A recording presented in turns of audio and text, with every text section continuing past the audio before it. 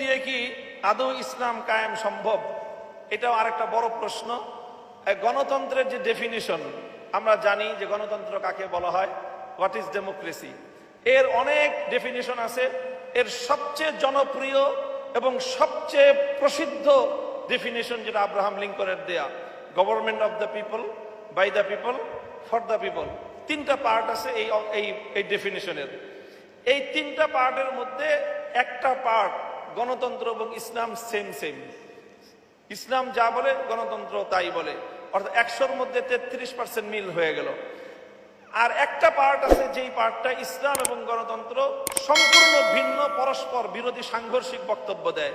ইসলাম যা বলে গণতন্ত্র তার 100% বিপরীতটা বলে, গণতন্ত্র যা বলে ইসলাম তার 100% বিপরীতটা বলে। এটা হলো আরেকটা পয়েন্ট। আর আরেকটা পয়েন্ট আছে যেই পয়েন্টে ইসলাম গণতন্ত্রেরটা আংশিক স্বীকার করে আর আংশিক অস্বীকার করে। এবার আসেন তিনটা পয়েন্টের কি ছিল। Government of the people, government of the people, জনগণের সরকার, অর্থাৎ যেটাকে আমরা এখন পাওয়ার অফ সভরেন্টি বলি, যে জনগণের সার্বভৌম ক্ষমতা। সার্বভৌম ক্ষমতা মানে হলো জনগণ যেটা ইচ্ছা করবে সেটাই আইনের ক্ষেত্রে চূড়ান্ত বলে বিবেচিত হবে। ইসলাম এটাকে সম্পূর্ণভাবে ডিনাই করে। ইসলাম বলে গভর্নমেন্ট অফ দ্য আল্লাহ, জমিনে যিনি শাসক হবে তিনি জনগণের সরকার নয়, বরং তিনি আল্লাহর প্রতিনিধি। অর্থাৎ জনগণের ইচ্ছা আইন তৈরি করবার ক্ষেত্রে ভূমিকা রাখবে না, বরং আইনের মূল বুনিয়াদগুলো আল্লাহর পক্ষ থেকে নির্ধারিত। আল্লাহর পক্ষ থেকে শাসক হবে প্রতিনিধি, সে আল্লাহর সেই আইনগুলোকে জনগণের কল্যাণে বাস্তবায়ন করবে। কাজে এই জায়গাটায় আমরা বলি যে ইসলামের কালিমা হলো লা ইলাহা ইল্লাল্লাহ, গণতন্ত্রের কালিমা হলো লা ইলাহা ইল্লাল পপুলেশন। অর্থাৎ সম্পূর্ণই হলো বিপরীতমুখী। যে তারা বলে সার্বভৌম ক্ষমতা মানুষের, ইসলাম বলে সার্বভৌম ক্ষমতা আল্লাহর। এখানে ঈমান এবং কুফরির পার্থক্য। এই জায়গায় ঈমানের বিশ্বাসটা হলো তাওহীদ এবং একত্ববাদের বিশ্বাস, গণতন্ত্রের বিশ্বাস হলো সম্পূর্ণরূপে কুফরি বিশ্বাস। বিশ্বাসের জায়গায় গণতন্ত্র একটা কুফরি মতবাদ, বিশ্বাসের জায়গা থেকে। এবার আসেন for the people, government for the people. এটা ইসলামও বলে গভর্নমেন্ট ফর দ্য পিপল, গণতন্ত্র বলে গভর্নমেন্ট ফর দ্য পিপল। জনগণের কল্যাণে রাষ্ট্র কাজ করবে, সরকার কাজ করবে, জনগণের শতভাগ কল্যাণের জন্য নিয়োজিত হবে। এক্ষেত্রে গণতন্ত্র যা বলে ইসলামও তাই বলে। আর মাঝখানে আরেকটা থাকলো বাই দ্য পিপল। গণতন্ত্র বলে যে সরকার নির্বাচিত হবে বাই দ্য পিপল, সকল মানুষ জনগণ ভোট দিবে, তাদের ভোটাধিকার প্রয়োগ করে তারা একজনকে শাসক নিয়োগ করবে। ইসলাম এরকম একেবারে বলগাহীন ভোটাধিকার প্রয়োগে ইসলাম বিশ্বাসী না। ইসলাম বলে by the selected people, government of the Allah by the selected people for the all people. এটা হলো ইসলাম, যে government of the Allah by the selected people for the all people. By the selected people মানে কি? ইসলাম বলে যে ইসলামের মূল দর্শন যেটা, সেখানে রাষ্ট্রের জনগণের নাগরিকদের দুই ধরনের আইডি কার্ড থাকবে। একটা হলো আইডেন্টিটি কার্ড, যেটা তার ব্যক্তিগত শনাক্তের কার্ড হবে, আরেকটা হবে voter ID card. Identity card যেটা, সেটা তো সবাই পাবে, এটা দিবে স্বরাষ্ট্র মন্ত্রণালয়। আর ভোটার আইডি কার্ড যেটা, সেটা দিবে নির্বাচন কমিশন। নির্বাচন কমিশন সকলকে ভোটার আইডি কার্ড দিবে না। ভোটার আইডি কার্ড দেওয়া হবে দুইটা ক্রাইটেরিয়ার ভিত্তিতে। ভোটার আইডি কার্ড পাবে মানুষ দুটো ক্রাইটেরিয়ার ভিত্তিতে।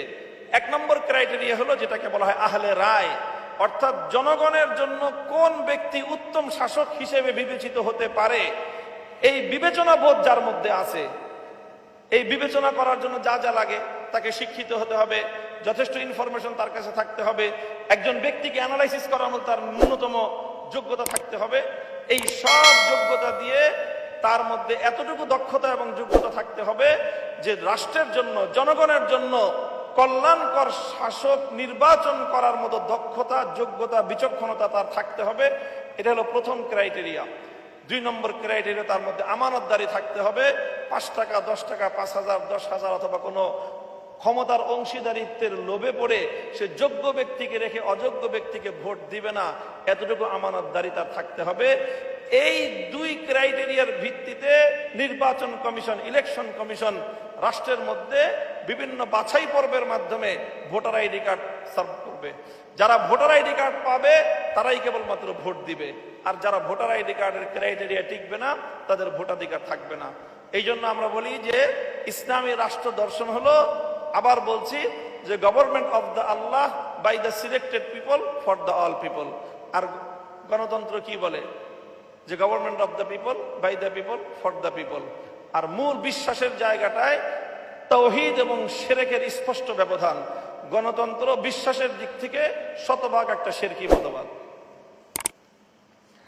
কাজেই এই জন্য এখন যেটা আমরা দেখি যে এখন অনেকেই গণতান্ত্রিক প্রক্রিয়া নির্বাচনে অংশগ্রহণ করে, এই নির্বাচন প্রক্রিয়া অংশগ্রহণ করার বৈধতা অবৈধতা সেটা একটা ভিন্ন প্রশ্ন এবং সেটা দীর্ঘ আরেকটা আলোচনার দাবি রাখে। এই ক্ষেত্রে সংক্ষেপে কথা হলো যে বর্তমান এই প্রক্রিয়ার মধ্যে যারা নির্বাচিত হন, নির্বাচনে অংশগ্রহণ করে যারা নির্বাচিত হন, সেই নির্বাচিত যারা হন তাদের মধ্যে দুটো দিক থাকে। একটা দিক হয় তারা এলাকার প্রতিনিধি হয়, এক একজন সংসদ সদস্য এক একটা এলাকার কি হয়? প্রতিনিধি হয়। দুটো না বরং তিনটা দিক থাকে তাদের মধ্যে। একটা হলো প্রথম তারা আইন প্রণেতা হয়, 2 নম্বর হলো তারা এলাকার মানুষের জনপ্রতিনিধি হয়, 3 নম্বর হলো তাদের মাধ্যমে একটা গভর্নমেন্ট ফর্ম হয়। তো গভর্নমেন্ট ফর্ম হওয়া কোনো ব্যক্তির মাধ্যমে এবং এলাকার মানুষের প্রতিনিধিত্ব করা, এই দুটোতে ইসলামের খুব বড় কোনো আপত্তি নাই। কাজে গণতান্ত্রিক প্রক্রিয়ায় যদি কেউ জনগণের প্রতিনিধি নিযুক্ত হয় অথবা গণতান্ত্রিক প্রক্রিয়ায় যদি কেউ ক্ষমতায় গভর্নমেন্ট ফর্ম করার মতো কোনো উপযুক্ততা পায়, সিস্টেমটা ইসলামিক না, তবে এই সিস্টেমে কেউ যদি গভর্নমেন্ট ফর্ম করতে পারে তাহলে ইসলামের মৌলিক কোনো বিধান লঙ্ঘিত হয় না। কিন্তু প্রথম যে পয়েন্ট, যে অর্থাৎ আইন প্রণেতা হওয়া, সার্বভৌম আইন প্রণেতা হওয়া, সংসদীয় গণতন্ত্রের মধ্যে যেই জায়গাটা আছে সেই জায়গাটা অনেক ভয়ঙ্কর একটা জায়গা এবং সেই জায়গায় স্বয়ং আল্লাহর ক্ষমতা মানুষ নিজ হাতে তুলে নেওয়ার মতো একটা চরম খোদাদ্রোহিতার একটা বিষয় রয়েছে। এই জায়গাটা থেকে এটা খুব ভয়ঙ্কর একটা জায়গা।